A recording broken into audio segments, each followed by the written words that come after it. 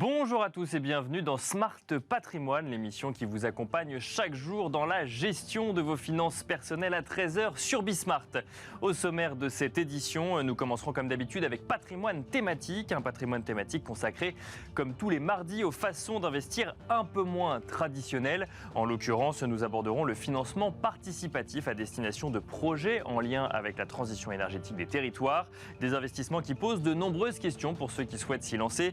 Nous aurons le plaisir de recevoir pour cela Léo Lemordant, le cofondateur et président d'Enerfip. Et puis dans Enjeu Patrimoine, nous reviendrons sur une question que vous vous êtes sûrement déjà tous posée, tous ceux en tout cas qui ont déjà commencé à réfléchir sérieusement à la meilleure façon de préparer leur retraite. Faut-il racheter certains trimestres pour valider des périodes pour lesquelles on n'a pas cotisé et ainsi partir à la retraite un peu plus tôt ou à l'âge légal en tout cas? Nous en parlerons avec Valérie Batigne, dirigeante et fondatrice de Sapiens de Retraite, et Cédric Marc, gérant de 3AO Patrimoine. Bienvenue à vous tous qui nous rejoignez. Smart Patrimoine, c'est parti. Patrimoine thématique en partenariat avec l'Anacofi.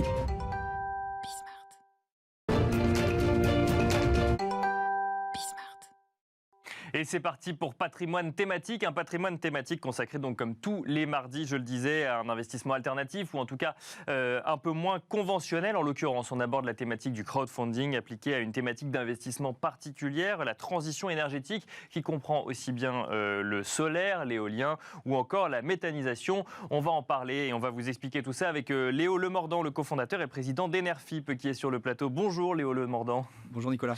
Bienvenue sur le plateau de Smart Patrimoine. Enerfip existe depuis 2015. Vous avez choisi de vous focaliser sur ces thématiques d'investissement, donc dans la transition énergétique. Est-ce que vous pouvez nous expliquer un petit peu pourquoi ce choix a été fait au départ et j'ai parlé de solaire, d'éolien, de méthanisation, savoir un peu qu'est-ce que ça recouvre en termes de thématiques. Oui, alors donc on a fondé Enerfip en 2014 et puis le temps d'avoir les agréments de l'autorité des marchés financiers, on a lancé l'activité en 2015 avec mes associés. Et on a choisi tout naturellement cette thématique parce que on vient de ce secteur-là. D'accord. Développeur en hydroélectricité, Julien, mon associé dans le solaire. Il a développé notamment la première centrale au sol de France en 2008 à l'époque. Bien sûr. Et le dernier plutôt financier, Sébastien, pour l'aspect structuration de dossier. Et on a fondé Enerfip pour résoudre à la fois certains problèmes ou problématiques de porteurs de projets au niveau du financement de projets ou d'essayer de faire venir les gens dans les réunions publiques. D'accord. Oui. Donc plutôt de l'acceptabilité territoriale.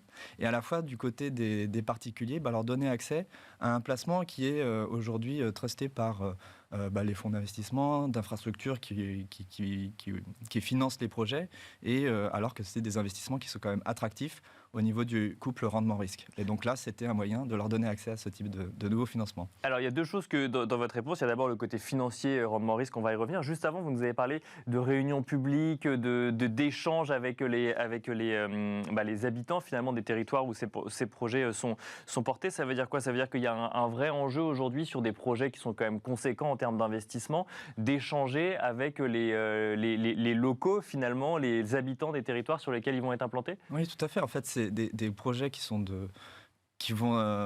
participent au développement des territoires, au développement des infrastructures. Donc forcément, il y a des impacts en local.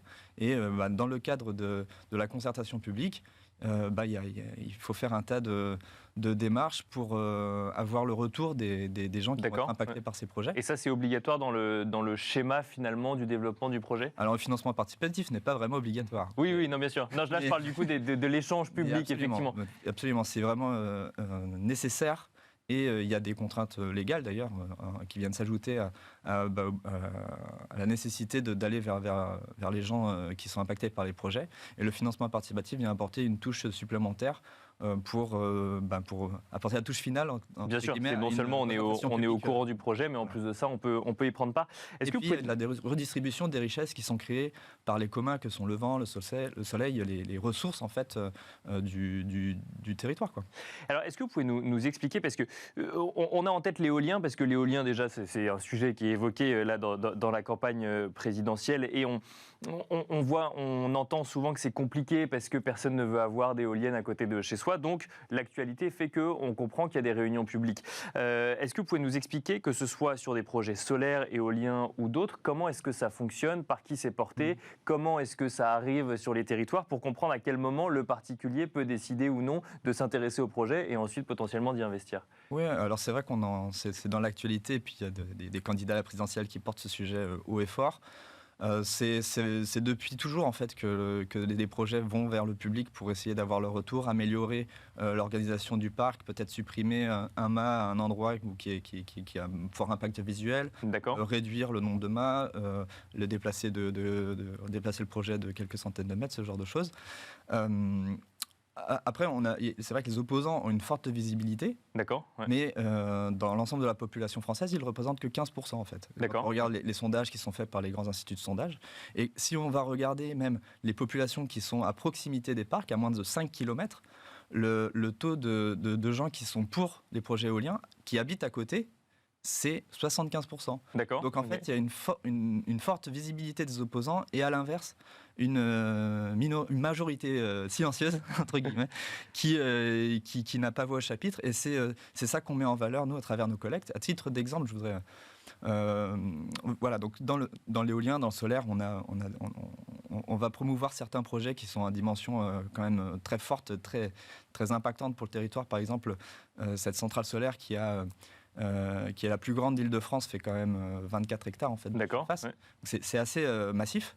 Quand on a fait le financement participatif pour cette collecte, on a levé 1,4 million auprès de 500 personnes, dont 200 de la communauté de communes. Mais alors, avant d'arriver à la levée de fonds, qu'est-ce qui se passe au début du projet? C'est porté par une entreprise? Oui. Alors nous, on se focalise uniquement sur les professionnels du secteur qui portent quand même des projets de assez grande taille, ou alors un gros portefeuille de projets de petite taille. Ça peut être des petites PME qui sont spécialisées là-dedans, ou des grands groupes, comme par exemple NJ Green ou Total, qui viennent aussi lever des fonds sur Enerfib. Et donc ensuite, ils identifient un territoire. C'est là où il y a une... Oui, alors ça, c'est vraiment très en amont. C'est encore avant le projet? Non, alors oui, ça peut être le cas. Par exemple, ce projet qui était à Marcoussis, c'est le maire de Marcoussis qui a été à l'initiative en demandant à sa population qu'est-ce qu'on peut faire de ce territoire qui est inutilisable, enfin ce terrain qui est inutilisable, c'est des remblais de la construction de la ligne TGV qui va à Bordeaux. Et donc, on ne peut pas faire d'agriculture, donc finalement, comment l'utiliser? Potentiellement le solaire ou l'éolien. Solaire, voilà, ça a été la voie qu'ils ont choisie. Ils se sont mis en lien avec le syndicat d'électricité d'Île-de-France.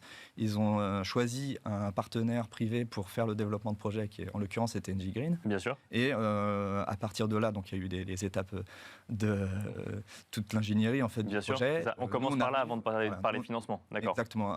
Nous, on arrive plutôt à la fin du développement de projet, au moment où la centrale va être en construction ou à la mise en service.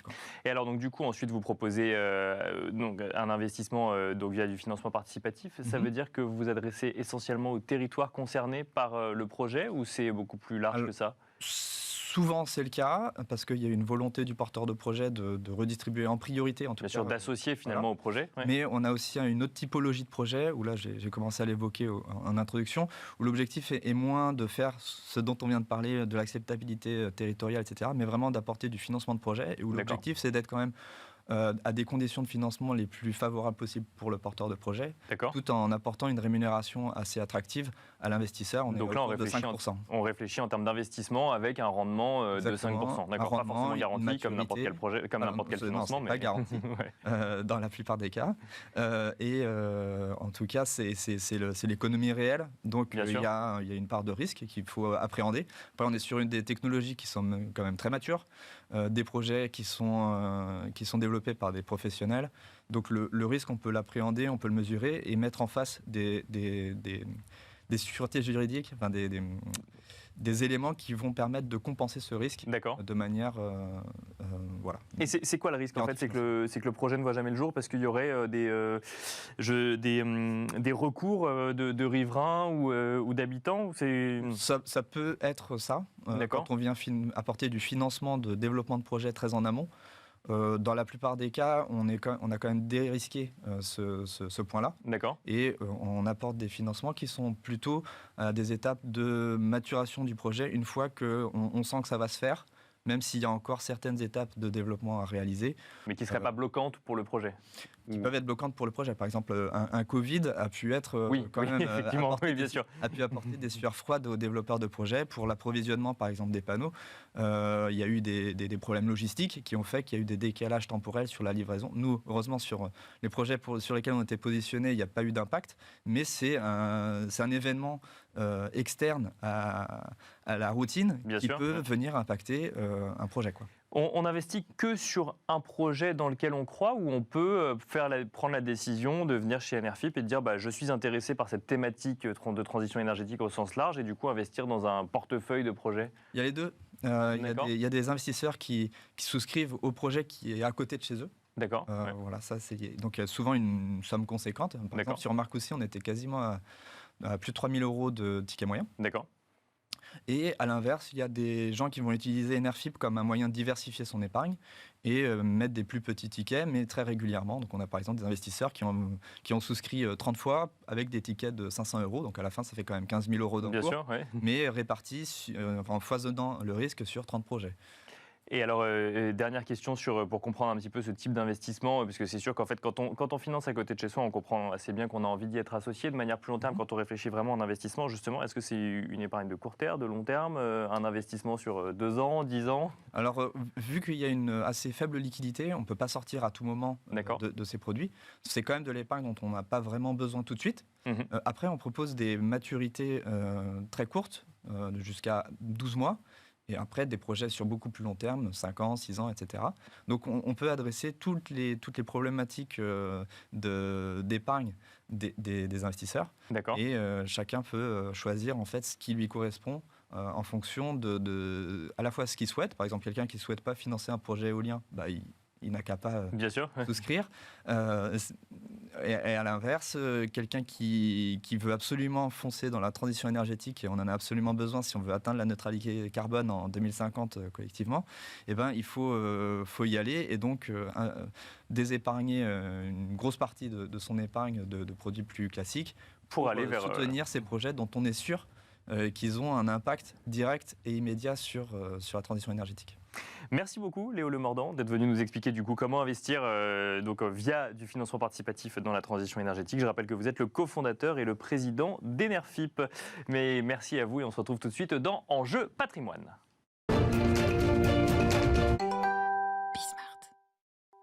Et on enchaîne à présent avec Enjeu Patrimoine, où nous allons nous poser la question du rachat de trimestre pour partir à la retraite plus tôt, ou en tout cas à l'âge légal, et non pas un peu plus tard selon la situation de chacun. On va regarder ça ensemble avec nos invités. Derrière ce mécanisme de rachat de retraite se cache un calcul savant, car le rachat de trimestre pour partir à la retraite n'est pas forcément avantageux pour tout le monde. Pour cela, nous avons demandé à 2 spécialistes du sujet de venir sur ce plateau pour nous expliquer ce dispositif en détail. Nous avons donc le plaisir de recevoir Valérie Batigne, dirigeante et fondatrice de Sapiendo Retraite. Bonjour Valérie Batigne, bienvenue sur ce plateau. Et nous avons également le plaisir d'avoir en plateau Cédric Marc, gérant de 3AO Patrimoine. Bonjour Cédric Marc. Bonjour Nicolas. Bienvenue également. Alors, le dispositif en soi donne l'impression d'être connu par ceux qui préparent leur retraite, qui se sont un petit peu intéressés à toutes les thématiques de la retraite. On verra avec Cédric Marc dans un second temps si quand on gère son patrimoine, on se pose cette question-là.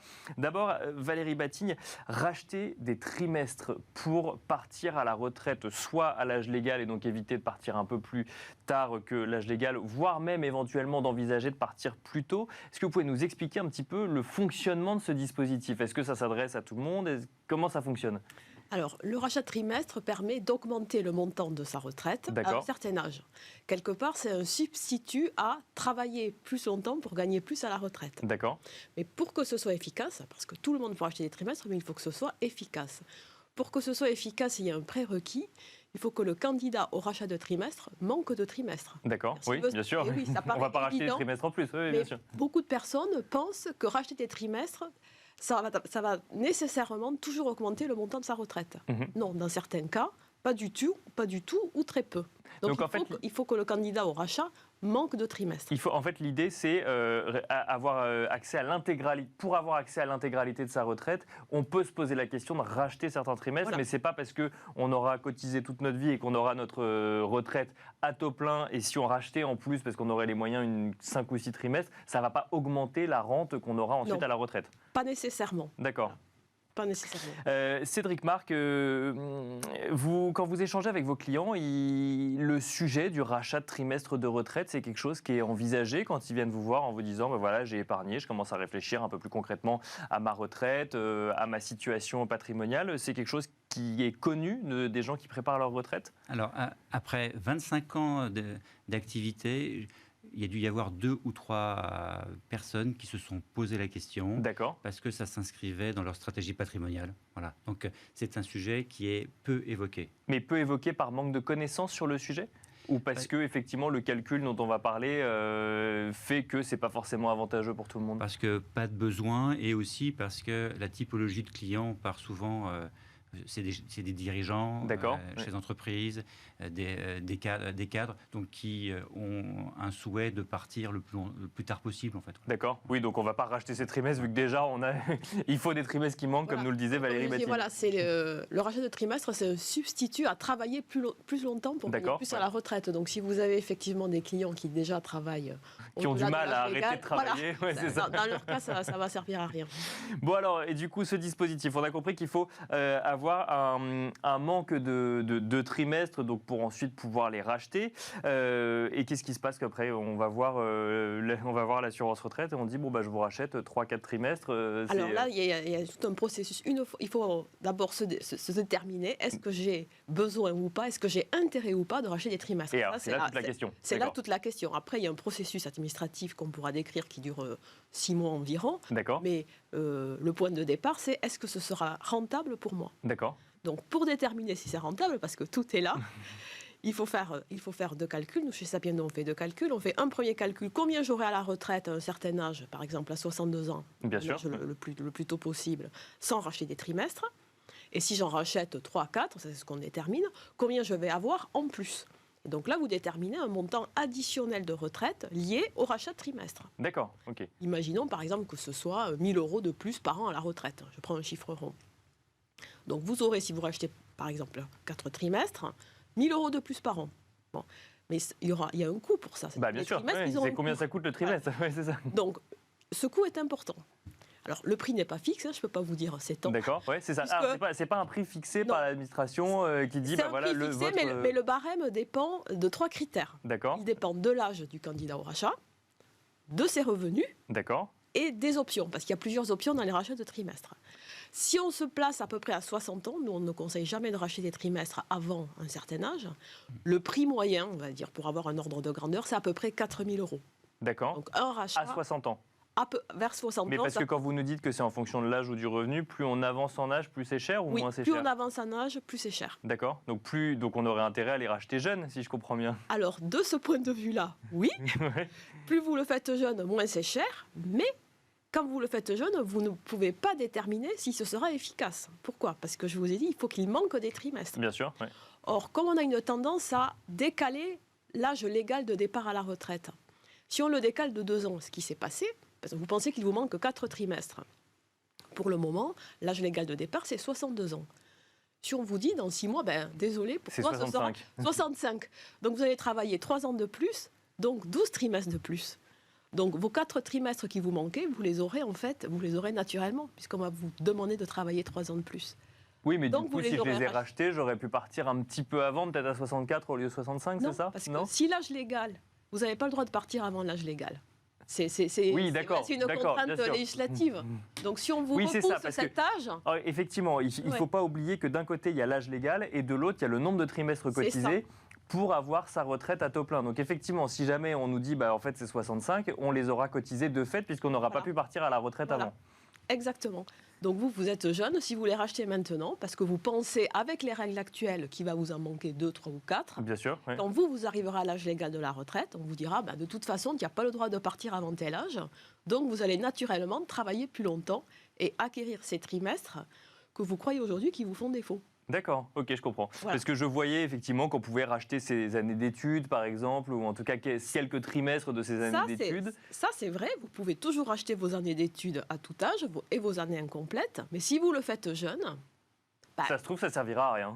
Exactement. On ne peut pas le savoir aujourd'hui. C'est moins cher aujourd'hui que dans 20 ans, mais peut-être que ça servira à rien. C'est tout le problème. Bon, donc 3 variables, l'âge, le niveau de revenu. Donc là, pareil, plus on est jeune, moins ça coûte cher avec le niveau de revenu, mais bon, on ne sait pas si ça servira à quelque chose. Et ensuite, les différentes options de retraite. Cédric Marc, vous nous disiez que vous avez eu quoi, 2-3 fois où le cas s'est présenté, où en tout cas les personnes avec qui vous échangez, vos clients, se sont réellement posé la question. Ça veut dire que finalement, ce calcul n'est pas si avantageux que ça quand vous regardez d'un point de vue de gestion patrimoine global de vos clients? Je partage assez l'avis de votre intervenant expert comptable parce que c'est sans doute un calcul financier. Et pour essayer d'apporter des chiffres précis, dans le cadre de cette émission-là, moi j'ai fait une simulation dans mon cas personnel pour dire est-ce que c'est pertinent ou pas. Moi j'ai 53 ans, mon âge de départ optimal à la retraite de 64 ans et 4 mois, donc dans une dizaine d'années. Il me faut donc 170 trimestres. Et imaginons le cas, par exemple, que je souhaite partir à 62 ans, parce que la gestion de patrimoine m'a usé, et je veux partir le plus rapidement possible. D'accord, ouais. Eh bien, tout d'abord, il faut regarder combien de trimestres vous pouvez racheter. Voilà.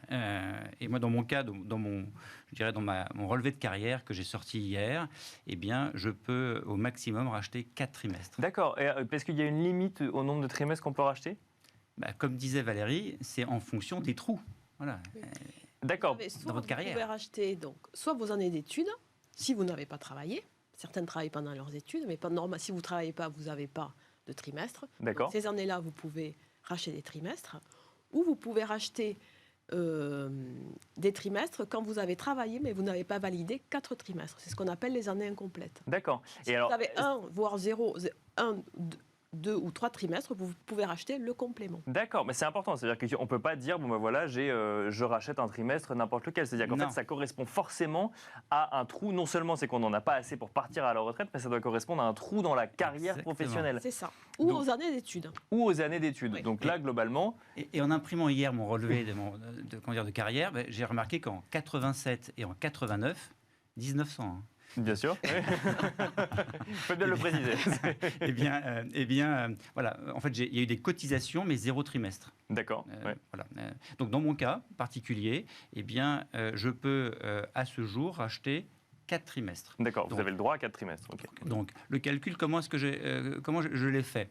1, ça va dépendre donc, du nombre de trimestres qu'on peut racheter. 2, je dirais, de l'âge où on veut partir, comme le disait Valérie. Voilà. Bien sûr. Donc, âge légal minimum, 62 ans. 3, du coût du trimestre. Moi, dans mon cas, ça coûte 5 646 € par trimestre.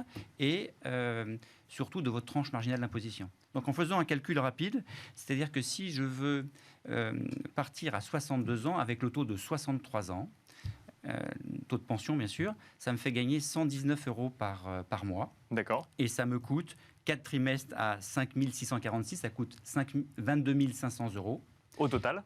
Au total. D'accord. Diminuer, donc cette cotisation-là, je peux bien sûr la déduire de mon impôt sur le revenu. D'accord. Quand je rachète mes trimestres, je peux déduire mon impôt sur le revenu. Ça, c'est très important. C'est-à-dire que c'est vu comme une cotisation sociale. D'accord. Et donc, à ce titre, c'est déductible du revenu imposable. Donc, c'est à prendre en compte dans le calcul, effectivement. Oui, c'est-à-dire qu'il faut calculer le nombre d'années hors effet fiscal d'amortissement, ce que vous avez dû faire. Et après, il faut l'impacter de l'effet fiscal. Mais alors, dans votre calcul, Cédric Marc, il y a une question qui se pose. C'est donc là, ça vous coûte 22 000 €, déduit des impôts sur le revenu. Donc ça vous coûte combien je vais vous le dire, c'est qu'effectivement, donc, imaginons que je suis en 2022 non imposable. Donc, et je veux absolument, acheter des trimestres. Donc ça me coûtera 22 500 € pour obtenir 119 € de plus par mois. Bien sûr. Je vais l'amortir en 15 ans. D'accord. En 15 ans, d'accord. Donc là, il faut se poser la question de savoir combien de temps on anticipe de rester en vie à partir du moment où on part à la retraite. C'est triste, mais c'est la question qu'il faut se poser. Exactement. Et pour répondre à votre question, dans mon cas précis, compte tenu de ma tranche marginale d'imposition, ça me coûte 12 500 €. 12 500 €. Voilà. D'accord. Voilà. Donc l'avantage, c'est que je pense, pour tenter de répondre à votre question, il faut être à un âge de départ en retraite le plus tôt possible pour pouvoir en jouir le plus longtemps possible. Donc dans le cas précis, mes 22 500 € me coûtent 12 375 €. Bien sûr. Et je l'amortis en 8,6 ans. C'est-à-dire que si je pars à 62 ans, à partir de 71 ans, cet investissement-là, si je suis toujours en vie, aura été rentable. Bon, donc finalement, si je comprends bien, c'est pas forcément un cas avantageux pour tout le monde. Mais là, ce que vous venez de nous dire, c'est que là, c'est plutôt une publicité pour le fait de racheter ces trimestres de retraite. C'est que ça peut fonctionner quand même dans certains cas. Et alors, ce qui est amusant, c'est que Valérie Batine, vous nous dites qu'il ne faut pas le faire trop tôt. Parce que finalement, si on le fait à 30 ans, parce qu'on entend souvent sur d'autres produits de retraite, enfin sur des produits de retraite, parce que ça n'est pas un produit de retraite, qu'il faut le faire dès 30 ans. Là, il faut attendre le plus tard possible, mais si je comprends bien, il faut quand même partir le plus tôt possible à la retraite pour que ce soit rentable ensuite en tant qu'investissement. Et oui, parce que c'est un substitut de travailler plus longtemps, donc effectivement. Et après, on calcule donc une durée d'amortissement, ce que vous avez dit, ça me coûte tant, bien sûr. Je récupère X € de plus par an, donc c'est amorti en temps d'année avec l'effet fiscal. Et donc il y a des cas, c'est pour ça qu'il faut vraiment calculer, chaque cas est vraiment différent. D'accord. On voit parfois des situations où des rachats peuvent être rentables au bout de 4-5 ans. D'accord. Donc là, il n'y a pas de sujet, c'est un mode il faut y réfléchir, bien sûr. Parfois, c'est 0, ça ne vaut pas du tout le coup. D'accord. Ou parfois, ça peut être 15-20 ans. Donc là, il faut vraiment se poser les questions. Mais il y a vraiment des résultats très différents. Donc, souvent, on entend des croyances, ça vaut le coup, attention, ça ne vaut jamais le coup. Non, il faut toujours calculer. Oui, parce que parfois, c'est amorti très vite et parfois, c'est amorti sur une durée trop longue. Et alors, je pose la question comme ça, si jamais on a un patrimoine conséquent, qu'on veut partir, qu'on n'anticipe pas de problème pour sa retraite parce qu'on a déjà préparé sa retraite, est-ce que ça peut valoir le coup de racheter ces trimestres de retraite simplement pour partir plus tôt ? Alors là, Nicolas, si vous permettez, je suis exactement dans le schéma en disant, est-ce que j'ai envie de partir plus tôt ou pas ? D'accord. Voilà. Oui. Donc, moi, mon métier, je l'adore. Je me suis dit, je vais partir le plus tard possible. Et j'ai fait l'exercice de dire, à partir de quand est-ce que je peux partir ? 62 ans. Est-ce que j'ai envie si je veux respecter mon départ en retraite optimal de 64 ans, 4 années, ouais. L'avantage de ce calcul-là, c'est qu'on pourrait gagner un an, non pas pour avoir un complément de revenu, mais pour partir plus tôt. Voilà, donc finalement, ce calcul, cette émission vous aura poussé à vous poser la question sur l'âge de départ à la retraite. Merci beaucoup à tous les deux. Cédric Marc, que vous mentionniez tout à l'heure. Un intervenant expert comptable qui parlait de ça comme d'un investissement. Il s'agit d'une émission avec Serge Anouchian que vous pouvez aller regarder sur la page de Smart Patrimoine. Merci beaucoup Cédric Marc, gérant de 3AO Patrimoine. Merci également Valérie Batigne, dirigeante et fondatrice de Sapiendo Retraite. Merci à vous de nous avoir suivis et je vous donne rendez-vous demain pour un nouveau numéro de Smart Patrimoine.